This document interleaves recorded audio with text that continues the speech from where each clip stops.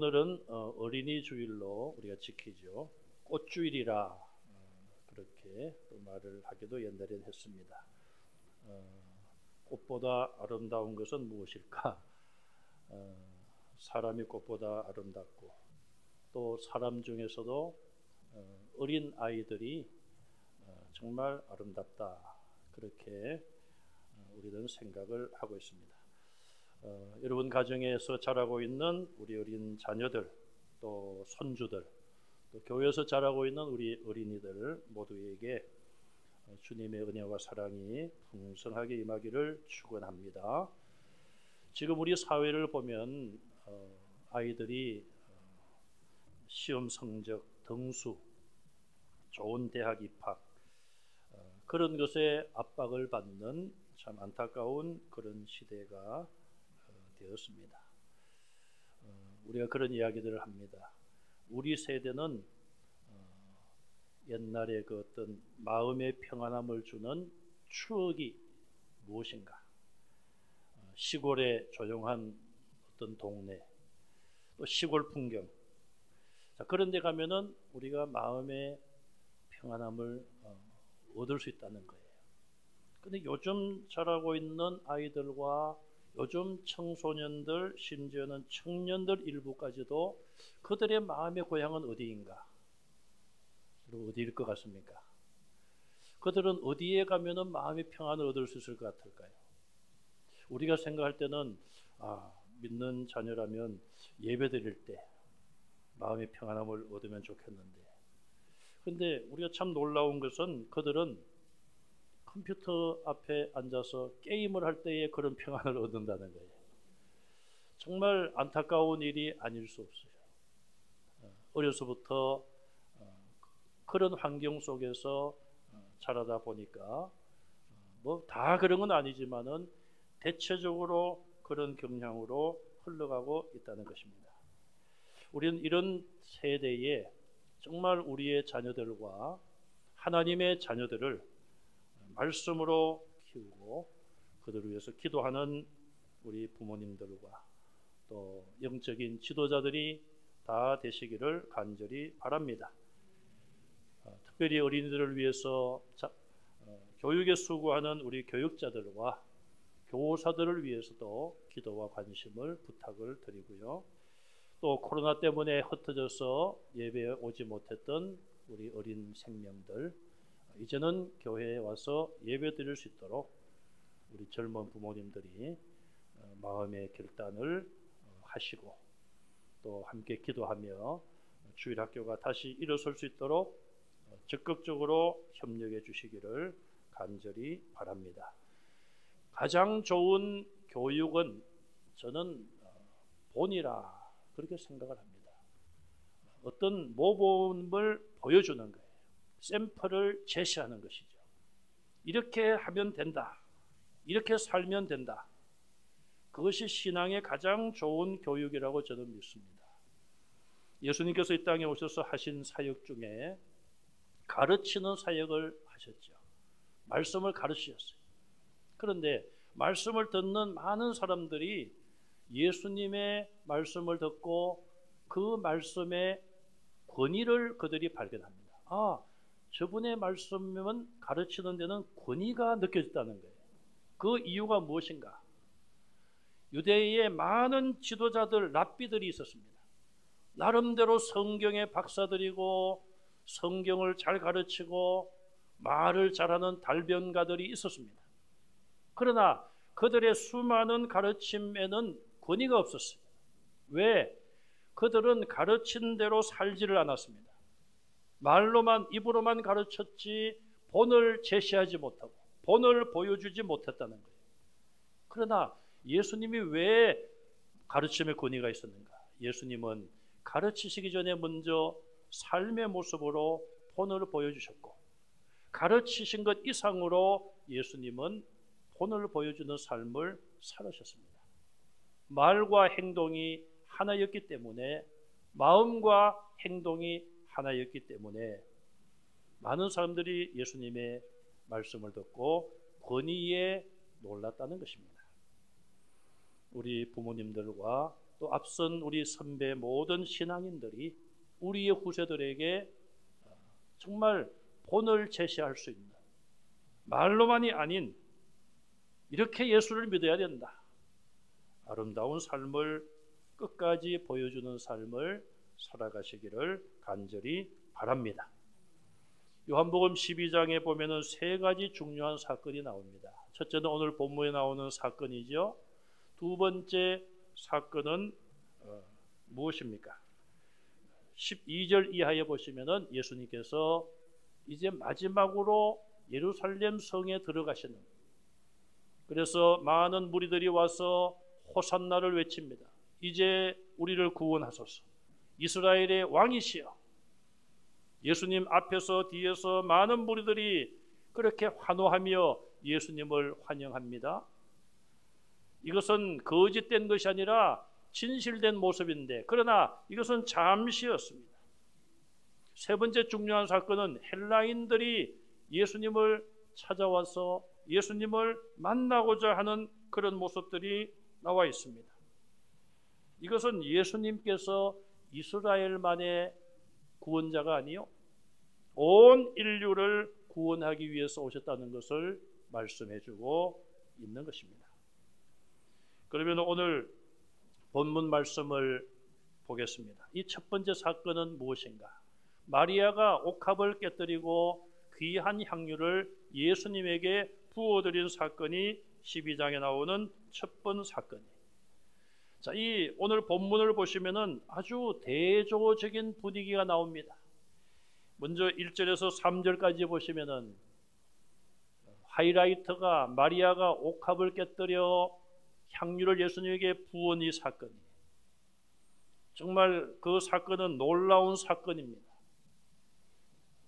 마리아가 가장 귀하고 값비싼 것, 그것을 주님께 부어드리는 그런 놀라운 일이 일어났습니다. 그 분위기는 정말로 향기가 그 집안을 가득 채운 것 이상으로 이 마리아의 헌신의 향기가 예수님의 마음까지도 흠뻑 적셨던 이런 놀라운 일이 일어났습니다.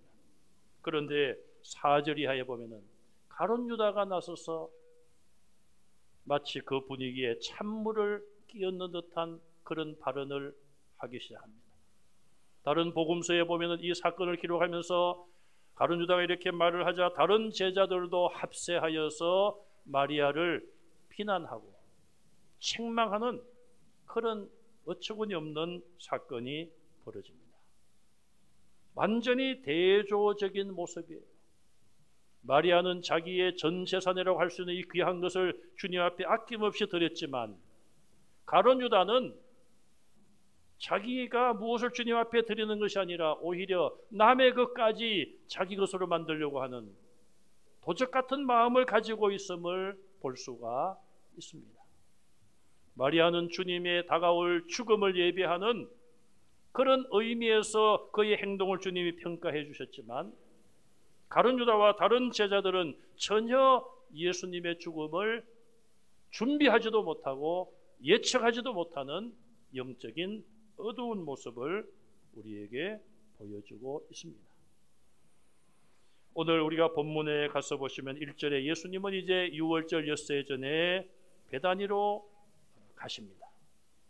11장에서 보면 예수님은 이 베다니에 며칠 전에 오셔서 무덤에 들어간 지 4일째 되는 나사로를 살려주셨습니다. 그리고 유대교 지도자들이 예수님을 해하려고 하자 예수님은 빈들 가까운 동네로 잠시 피하셔서 그곳에서 마지막으로 남은 시간 며칠 동안 복음을 전하십니다. 그리고 다시 이제 예루살렘 가까운 베다니로 오셨습니다. 오늘 1절에 보시면은 다시 살리신 나사로가 사는 동네라고 베다니를 설명하고 있습니다. 예수님이 다시 살리신 나사로가 있는 곳, 그곳에 예수님이 다시 오셨다는 것입니다. 사실은 앞에서 나사로가 죽음에서 예수님이 다시 살리셨는데, 정말 그 사건 이후에 잔치도 열고 정말 그런 큰 행사를 해야 될 텐데 유대교 지도자들 때문에 그러지 못하고 예수님은 조용히 그곳을 떠나셨어요. 그런데 이제 다시 주님께서 기적을 일으킨 가장 큰 기적이라고 볼 수 있는 나사로를 살리신 그 동네에 오셨습니다. 6월절이 다가왔다는 것은 이제 예수님께서 조금 전에 말씀드린 것처럼 예루살렘에 입성하기 바로 직전에 정말 마지막으로 들르신 동네가 바로 베단이라는 것을 볼 수가 있습니다. 예수님이 그곳에 왜 오셨는가? 2절 이하에 보면은 예수님을 위한 잔치가 준비되었기 때문에 예수님은 초대받아 오신 것이죠. 잔치의 장소는 마태복음 26장과 마가복음 14장에서 보면 나병 환자 시몬의 집으로 소개를 하고 있습니다. 그러면 아직도 이 시몬은 나병 환자란 이야기인가? 그것이 아니라 과거에 시몬이라는 사람이 나병으로 불치병으로 고생을 하고 있다가 예수님을 만나 예수님이 그의 병을 치료해 주셨다는 의미예요. 나병을 고쳐주신 예수님, 그 은혜에 감사하여 시몬은 예수님을 자기 집에 초대했습니다. 잔치를 벌인 것이죠. 또 그 동네에 마리아와 마르다, 나사로도 살고 있었기 때문에 아마도 이 마리아와 마르다, 나사로가 이 시몬과 상의해서 우리가 같이 잔치를 준비하면 좋겠다. 아마 같이 준비를 했을 가능성도 많고 가까운 친구 혹은 친척으로 생각할 수가 있습니다. 어쨌든 시몬도 예수님께 받은 은혜가 너무 크고 나사로의 가정도 죽은 나사로를 다시 살려주신 그 은혜에 너무 감사하기 때문에 두 가정이 합심하여 협력하여 잔치를 준비했다고 볼 수 있습니다. 그래서 본문 2절에 보면은 마르다도 나오고 마리아도 나오며 나사로도 등장을 하고 있습니다. 얼마나 이 삼남매가 예수님의 은혜에 감사를 했을까요? 자, 2절에 보면은 잔치하는 모습이 나오는데 마르다는 일을 하고 그랬어요. 과거에 마르다가 예수님을 집으로 모셨을 때에 바쁘게 일을 하다가 예수님께 꾸중을 듣기도 했죠. 너는 좀 적당하게 일을 해라. 뭐 그렇게 많이 준비하느냐? 뭐 한두 가지만 하면 좋겠다. 마리아는 좋은 것을 선택했노라. 마리아는 일을 하지 않고 예수님 말씀을 들었던 것이죠. 마르다는 처음과는 아마 좀 달라졌을 것입니다. 예수님의 중요한 말씀을 놓치지는 않았을 것입니다. 그러나 잔치를 하고 대접하는 것이기 때문에 이 일은 누군가는 해야 되었기 때문에 마르다는 역시 일하고 있었습니다. 그리고 나사로는 예수님과 함께 앉아 있더라. 유대인들은 좀 우리가 앉는 것과는 좀 다르죠? 우리는 옛날에 양반 자리로 딱 앉아야 돼요. 양반이 앉는 자세로. 그런데 유대인들은 좀 이렇게 비스듬하게 이렇게 반쯤 눕는 듯이 그렇게 앉아서 음식을 먹었다고 합니다. 나사로가 예수님 옆에 그렇게 있어요. 마치 사도 요한처럼. 얼마나 이 나사로는 내가 지금 사는 것이 꿈인가 생신가 아직도 살아난 지가 며칠 안 되었기 때문에 그런 마음을 가지고 예수님 곁에서 예수님을 모시고 말씀을 듣고 있었을 거예요. 바로 그때에 마리아가 옥합을 가져와서 깨뜨리고 향유를 주님의 발에 부었습니다. 자, 이 향유는 지극히 비싼 향유요, 순전한 나드 향유로 알려졌어요. 나드 향은 인도산으로 알려져 있습니다. 다른 복음서와 오늘 본문을 통하여 보면은 이 향유는 300데나리온에 해당되는 그 이상 가는 가치가 있어요. 300데나리온은 그 당시 장정 한 사람의 1년치 임금이에요. 지금 우리나라 돈으로 대충 2천만 원, 3천만 원 될 수 있는 그런 비싼 향유였습니다. 그것을 예수님의 발에 붓고 머리털로 닦아 드리고 있었습니다. 마리아는 아마도 자기가 가지고 있는 것 중에 가장 비싼 것이 아닌가, 가장 값진 것을 주님 앞에 드린 것으로 볼 수 있습니다. 자기 남자 형제 나사로를 죽음에서 살려주셨으니 마리아는 조금도 그것이 아깝지 않았을 것이고 아낌없이 주님께 그렇게 해드려서 감사를 표현하고 있습니다. 유대인의 풍속은 여자가 머리를 푸는 것을 치욕적으로 생각했습니다. 그러나 마리아는 개의치 않고 자기 몸에 소중한 머리털을 풀어서 그 머리털로 예수님의 발을 닦아드렸어요. 이런 그의 행위는 예수님을 가장 높이고 자기는 예수님과 비교할 수 없는 가장 낮은 존재임을 겸손한 모습을 보여주고 있습니다. 마리아의 행동은 자기의 온 마음과 자기의 가진 모든 소유를 다하여 주님께 사랑과 감사를 표현하고 있는 것입니다. 앞서 말씀드린 것처럼 죽은 나사로를 살려주신 그 은혜에 감사를 표하기 위하여 또 한 가지는 앞으로 다가올 예수님의 죽음을 준비하기 위하여 이런 행동을 한 것이죠. 마리아는 예수님의 제자들과는 달랐습니다. 예수님의 말씀을 평소에도 경청했습니다. 그리고 아마도 성령께서 그의 마음속에 이제 예수님의 죽음이 다가온다는 것을 깨닫게 해주셨을 것이고 이런 향품을 주님의 몸에 부어드리는 이런 일을 하도록 성령께서 역사하셨을 거예요. 예수님은 이 땅에 그리스도로 오셨고 이제 대속의 죽음을 통하여 죄인들을 구원하신다는 그 놀라운 진리를 이 마리아는 깨달은 것으로 볼 수 있습니다. 예수님은 7절 이하에 보시면 그를 가만두어라 나의 장래를 위하여 그것을 간직하게 하라. 또 마태복음 26장과 마가복음 14장에 보면 이 여자가 내 몸에 이 향유를 부은 것은 내 장래를 위하여 함이니라. 그는 힘을 다하여 내 몸에 향유를 부어 내 장래를 미리 준비하였느니라. 그렇게 마리아의 행동을 예수님은 평가하시고 칭찬해 주셨습니다. 자, 이렇게 마리아가 헌신을 하고 귀한 향유를 부어서 그 냄새가 집안에 가득 찼습니다. 이것은 사람들이 후각으로 느끼는 느낌이었지만 아마도 예수님은 이런 향유의 냄새뿐 아니라 마리아가 예수님을 향하여 감사하며 또 어떻게 생각하면 앞으로 죽음을 앞둔 주님을 생각하며 마리아가 가슴 속에서 올라오는 울음을 참으며 이 향유를 부어 닦아드리는 이 모습을 볼 때에 예수님 마음이 어떠했겠습니까? 예수님의 마음은 이 향유의 냄새보다도 이 마리아의 헌신이 예수님의 마음을 적시고 있었을 거예요.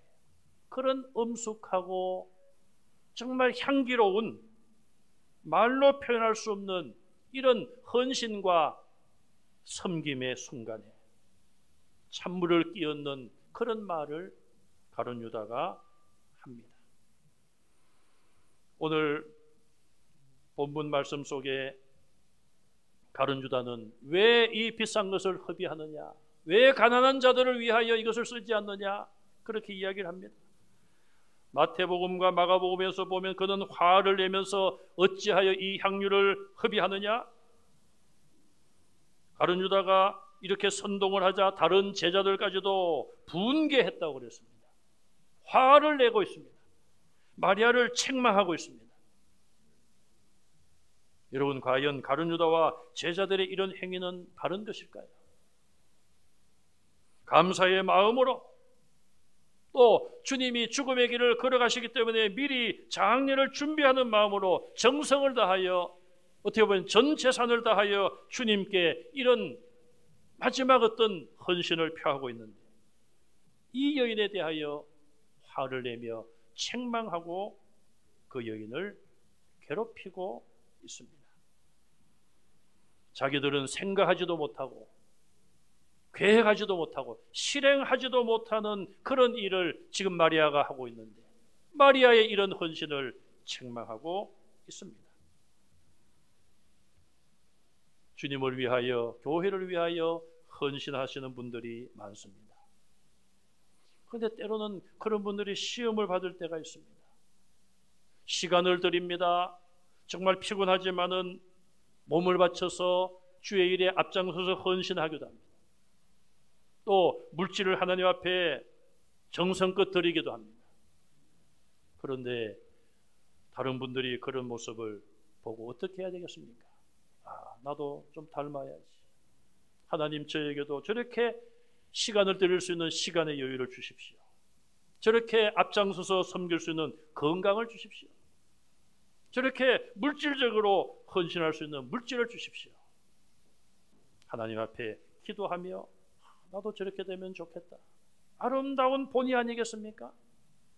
그런데 여보시오, 좀 적당히 하시오. 왜 그렇게 설칩니까? 이런 이야기를 듣는다면 정말 얼마나 힘이 빠지고 시험에 들 수밖에 없는 일이겠습니까? 지금 가룟 유다와 11명의 이 사도들은 그런 말을 지금 하고 있는 것입니다. 오늘 성경은 가룟 유다의 본심을 뭐라고 이야기합니까? 이렇게 말하면 가난한 자들을 생각하는 것이 아니라 그는 도둑이라 돈괴를 맞고 거기 넣은 것을 훔쳐가미니라 그랬어요. 예수님의 재정을, 예수님의 시인임을 받고 맡았던 가룟 유다입니다. 그런데 언제부터인가 사탄에게 마음을 빼앗겼습니다. 욕심이 가룟 유다를 변질시킨 것이죠. 욕심이 잉태한 적 죄를 낳고 그랬습니다. 죄가 무엇입니까? 물질에 대한 욕심이 이제 자기 돈이 아닌 것을, 공금을 가지고 가는 죄로 바뀌어진 것이죠. 그래서 성경은 그를 도둑이라고 단정하고 있는 것입니다. 도둑의 마음으로, 도둑의 눈으로, 도둑의 생각으로 마리아의 헌신의 모습을 볼 때는 마땅치 않은 것이고 잘못된 것이죠. 저 비싼 것을 왜 한순간에 허비하느냐?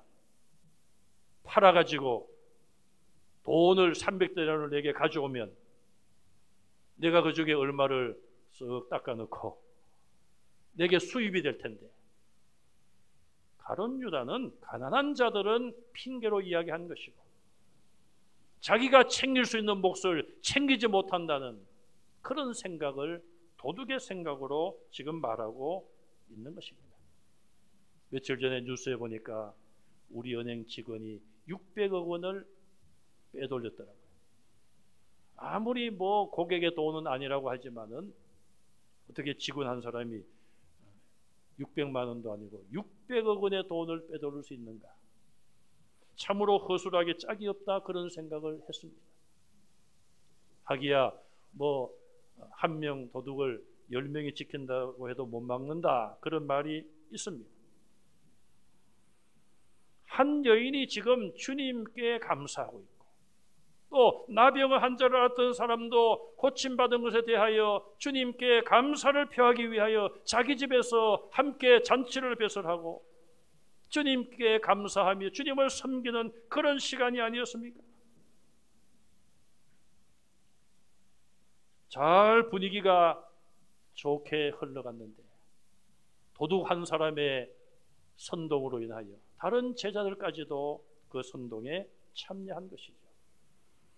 예수님은 그때 뭐라고 말씀하십니까? 가만두어라. 좀 가만히 있어라, 이 말이죠. 너희가 그렇게 하지 못할 바에는 조용하고 가만히 있으라는 것이죠. 나의 죽음을 위하여, 나의 장례식을 위하여 간직하라. 왜 그를 괴롭히느냐? 그는 힘을 다하여 내 몸에 향유를 부어서 나의 장례식을 미리 준비했다. 온 천하 어디든지 이 복음이 전파되는 곳에는 이 여자가 한 일도 말하여 그를 기억하리라. 예수님의 말씀대로 마리아의 헌신의 이 사건은 성경에 기록이 되어서 오늘도 성경이 전파되는 온 천하에 마리아의 향기로운 헌신이 알려지고 있습니다.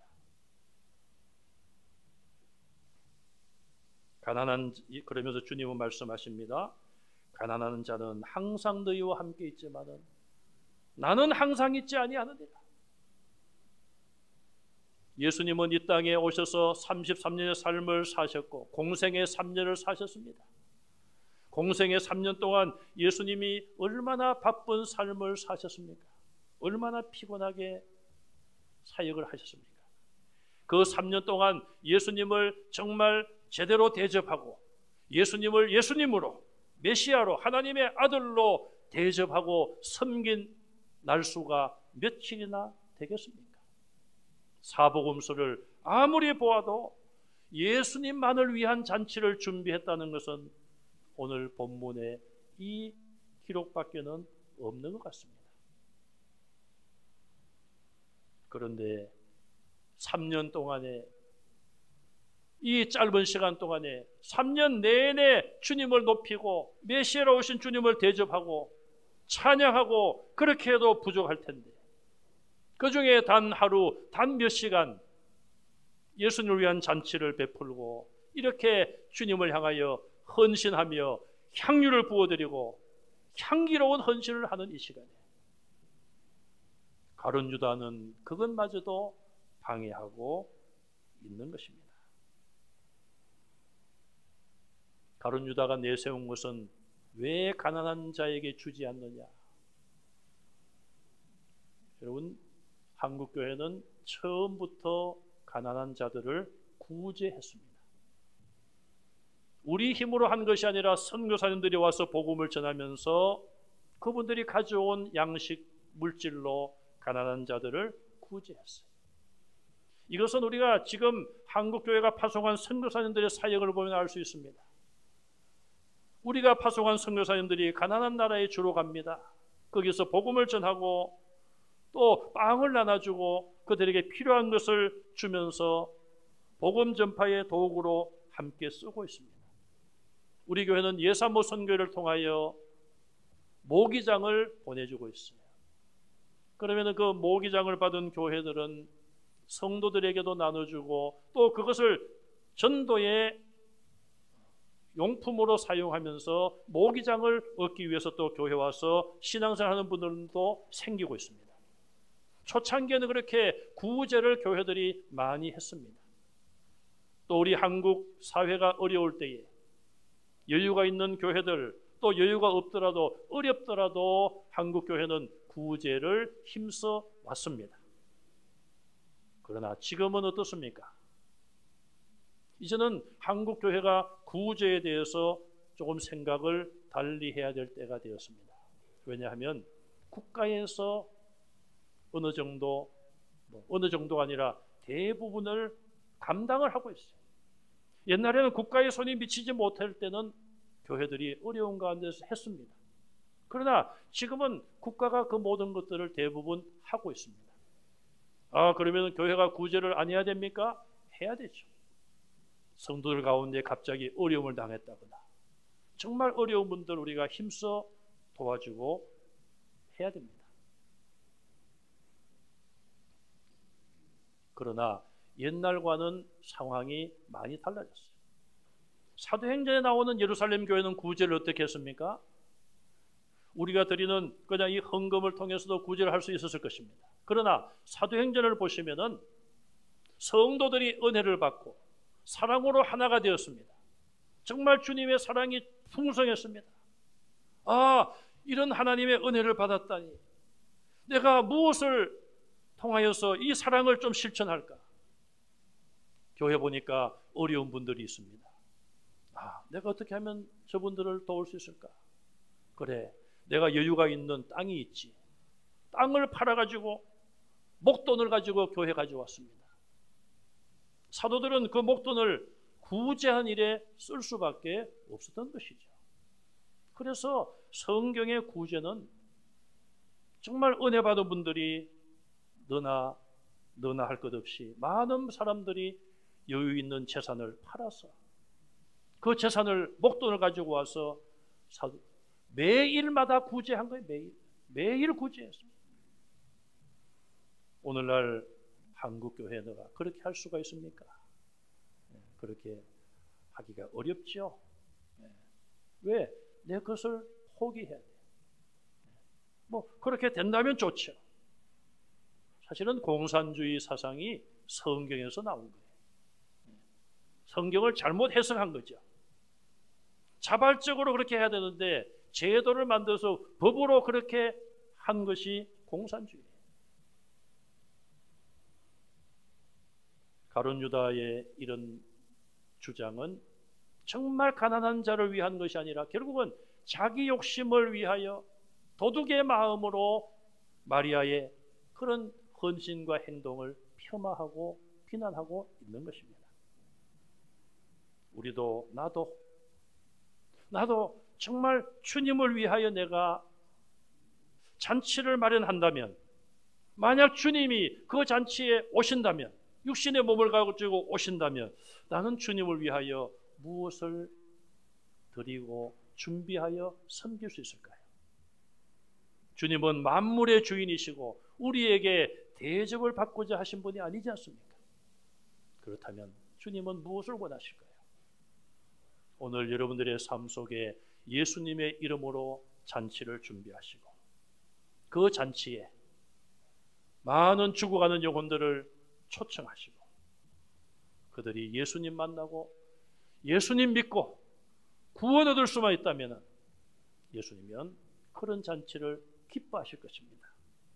여러분들의 일상생활이 그런 잔치가 되시고 죽어가는 영혼들을 초청하여 주님을 만나게 하는 그런 아름다운 모습으로 헌신하고 섬기는 여러분들이 되시기를 주님의 이름으로 축원합니다.